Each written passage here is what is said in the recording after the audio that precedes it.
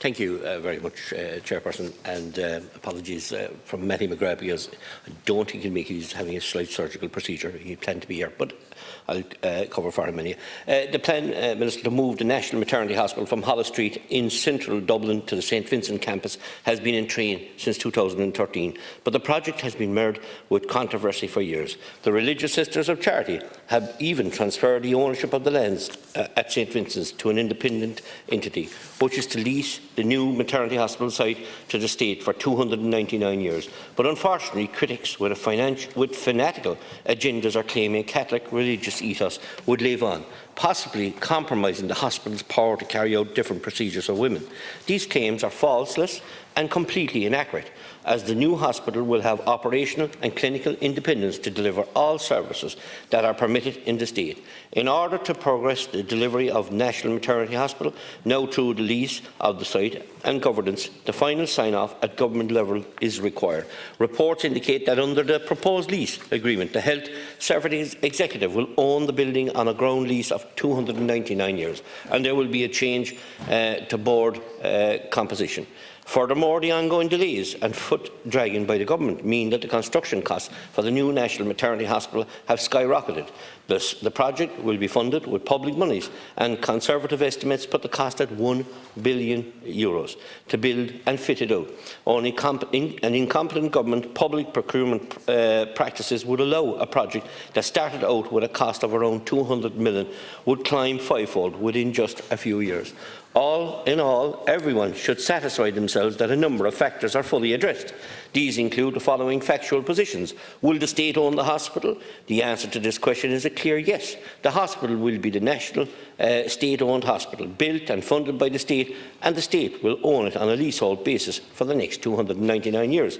Will the state own the land on which it is built? No. However, there will be a 299-year lease at a rent of €10 a year. That rent can only be increased if the HSE tries to use the site for purposes other than healthcare.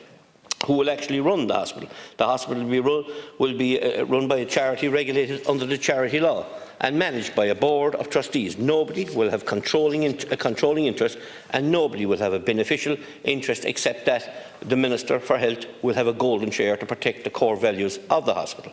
What role will religion play? None whatsoever. The Sisters of Charity have left healthcare in Ireland, and their shareholding in St Vincent's has been transferred to another charity, not a private company, as some allege, but a charity regulated by law. The constitution of that charity makes no reference whatsoever to religious ethos. Furthermore, at the moment in Holles Street, all obstetric, neonatal and gynecological care permissible within Irish law is available. Will all that continue under the new hospital? The answer to that question is yes. With these questions clearly addressed and answered, it is clear that the project must proceed.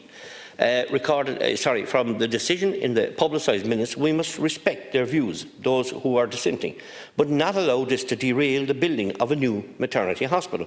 We must accept that the best protections for a truly national maternity hospital are in place.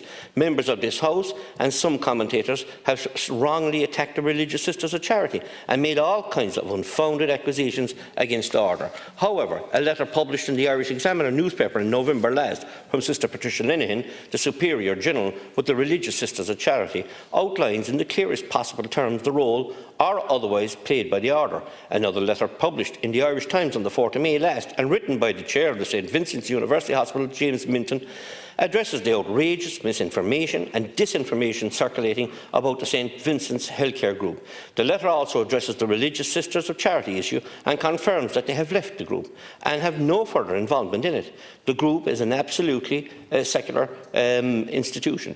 The contents of these letters paint a very different picture to what one's been painted by the people who wish to bash the Catholic Church on this issue.